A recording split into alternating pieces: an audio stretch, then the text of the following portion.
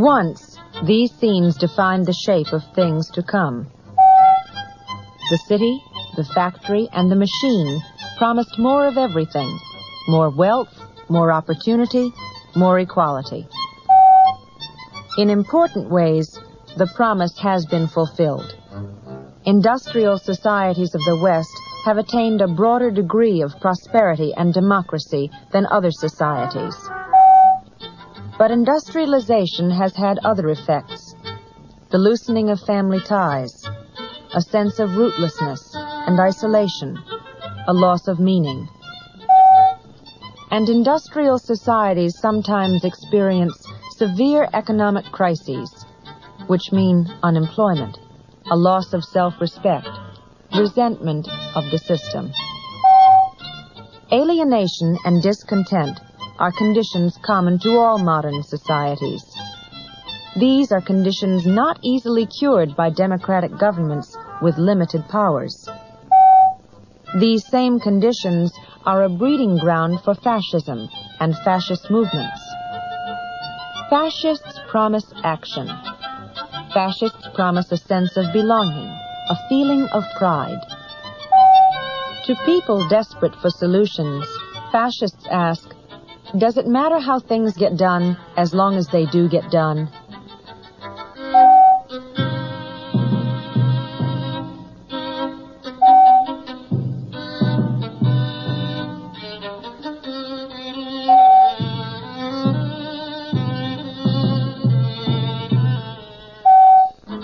Adolf Hitler described anyone who believed in democracy as crazy brains. Like other fascists, Hitler and the Nazis proposed to replace democracy with a more efficient system. In Germany between 1933 and 1945, they did just that.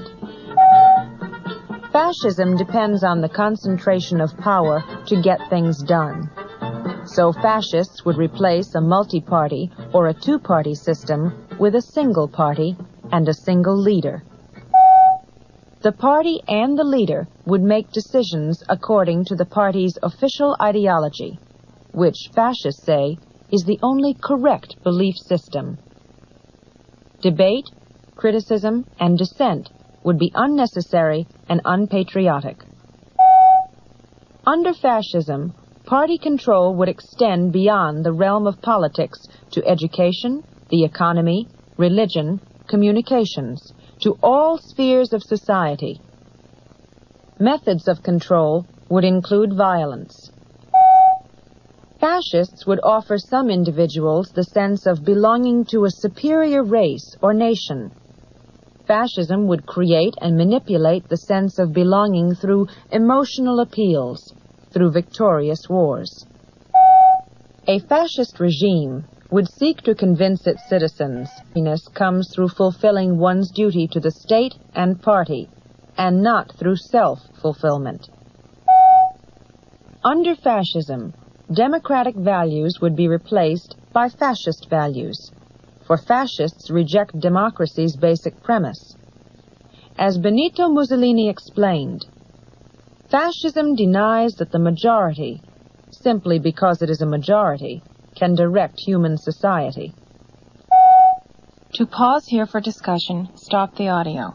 Otherwise, the program will resume in 15 seconds.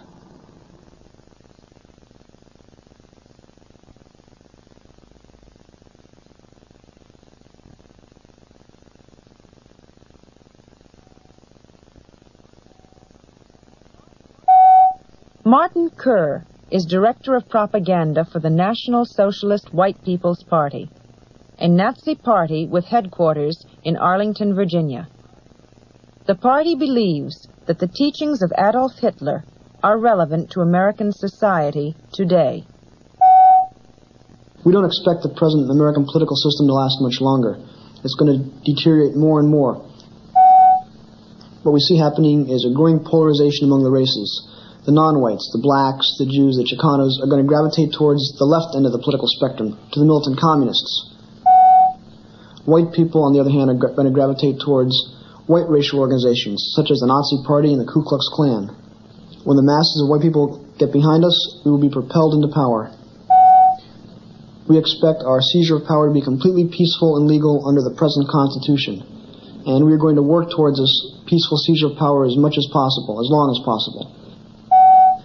If our options become closed, if we are not able to work within the bounds of the system, then we will go underground and work illegally.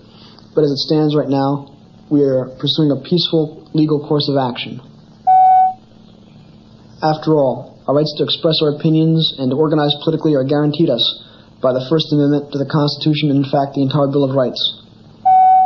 National Socialism is primarily a belief in race. Just as Marxists use the concept of class warfare as the center of their worldview, we see racial struggle and racial supremacy as the center of our worldview. All of America's ills today stem basically from the fact that we are a multiracial society. Our solution to this is very simple. We're going to have complete geographical separation of the races. This won't include any kind of murder or genocide or persecution of non-whites. We are simply going to remove non-whites peacefully and legally from our society. One of the first things we do when we take power is we are going to hold a second constitutional convention in which we will repeal harmful amendments to the Constitution and add on new ones which we feel are necessary. For example, we are going to add an amendment which will define American citizenship in racial terms. Only white people will be allowed to be citizens of the United States. Also, in addition to the present Bill of Rights, we are going to add on a Bill of Responsibilities so that each white citizen knows not just what his or her rights are, but also what his or her responsibilities are under our new order. We feel that the way the government is constituted presently, there is a lack of responsibility. What's wrong with Congress today is that nobody takes the responsibility for any of their actions. All the responsibility is divided up into this committee or this vote or that vote. Under our new system of government, people are going to take responsibility for their actions. They will not only have the authority, they will have the responsibility which goes with that authority.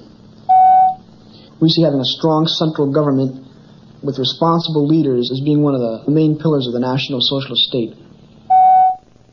Martin Kerr observes that the Nazi Party is legal in the United States. This is true. Fascists and many other extremists enjoy all the rights guaranteed to all Americans by the Constitution and Bill of Rights. Many Americans would deprive fascists of their rights through legislation, arguing that the Constitution should not protect those who are committed to overthrow the American system, that governments have a right and a duty to protect themselves against revolutionary groups and ideas, that no group should be allowed to preach racism or any other anti-democratic doctrine. Many Americans are opposed to depriving fascists of their rights. They argue that the Constitution and Bill of Rights were designed to protect not the majority, but unpopular minorities.